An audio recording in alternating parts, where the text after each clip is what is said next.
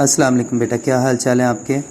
बेटे आज मैंने कल आपको कहा था कि नॉन ट्रेडिंग कंसर्न के सवाल जवाब तैयार कर लीजिएगा। अब मुझे नहीं पता कि आपने तैयार किए हैं कि नहीं, लेकिन मैं आपको एक दफ़ा फिर इसके बारे में बता देता हूँ। नॉन ट्रेडिंग कंसर्न या नॉन प्रॉफिट मेकिंग ऑर्गेनाइजेशंस, ये ऐसी ऑर्गेनाइजेशंस होती हैं बेटा जिसमें सब कुछ एक आम कंपनी या बिज़नेस की तरह का ही होता है। एसेट भी होते हैं, लाइबिलिटीज़ भी होते हैं, एंट्रीज़ भी होती हैं, ख़र्चे भी होते हैं, इनकम्स भी होती हैं, लेकिन इसका मकसद पैसा कमाना नहीं होता। इसका मकसद होता है फलाह बहबूद। जैसे ईदी एम्बुलेंस वाले, अखुवत ट्रस्ट वाले, कोई ब्लड बैंक वाले, ठीक है, जिनका काम सिर्फ फलाही तौर पर हो और पैसा कमाना इनका मकसद नहीं होता। ठीक है बेटा, इसमें दो अकाउंट होते हैं। एक रिसीप्ट एंड पेमेंट अकाउंट होता है। पहले receipt and payment account is a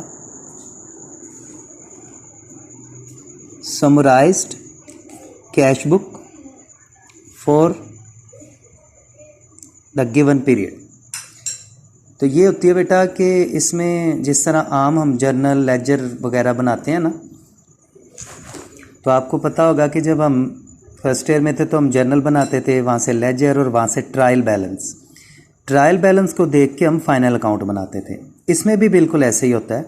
इसमें भी जर्नल लेजर बनता है, लेकिन जर्नल लेजर के बाद ट्रायल बैलेंस नहीं बनता, बल्कि रिसीप्ट एंड पेमेंट अकाउंट बनता है। फिर उस रिसीप्ट एंड पेमेंट अकाउंट से हम फाइनल अकाउंट की तरह का इनकम एंड एक्सपेंडिचर अकाउंट बनाते हैं।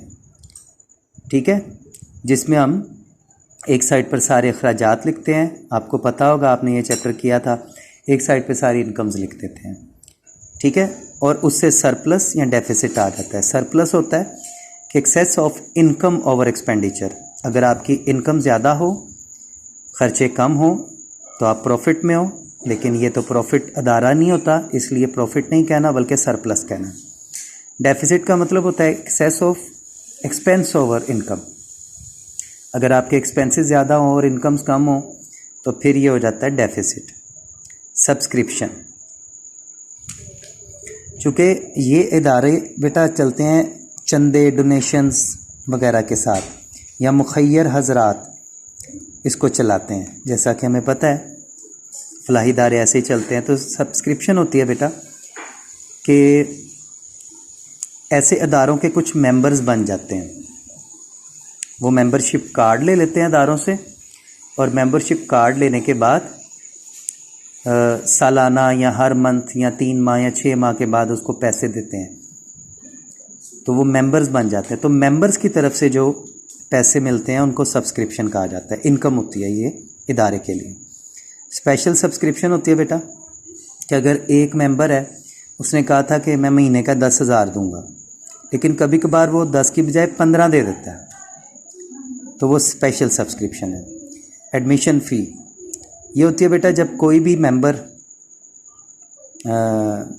आता है मेंबरशिप लेने के लिए, तो उसको एक एडमिशन फ़ी पे करनी पड़ती है सब्सक्रिप्शन की मद में।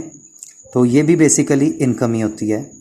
लेगेसी होती है बेटा कि अगर कोई भी आदमी जो अपनी वसीयत कर जाए इस तरह के किसी अदारे के नाम कि मरने के बाद मेरी ये जायदाद जो है ये ईदी वालों को दे दी जाए, उसको लेगेसी कहते हैं। ये भी इनकम होती है इदारे के लिए। लाइफ मेंबरशिप फ़ी ये होती है बेटा कि अगर कोई आदमी कहे कि मैं 2 साल या 5 साल या 10 साल के लिए नहीं, बल्कि सारी ज़िंदगी जब तक ज़िंदा हूँ मेंबर रहना चाहता हूँ, तो वो फिर लाइफ मेंबरशिप फ़ीस दे के तो उसका मेंबर बन जाता है। डोनेशन होता है बेटा आम, जिस तरह ऐसे चलते फिरते मेरे जैसे आप जैसे कोई बंदे उनके गले में पैसे डाल जाएं या अदारे को पकड़ा दें, तो वो फिर डोनेशन होता है। ये मेंबर्स की तरफ से नहीं होता, आम पब्लिक की तरफ से होता है। ऑनरोरियम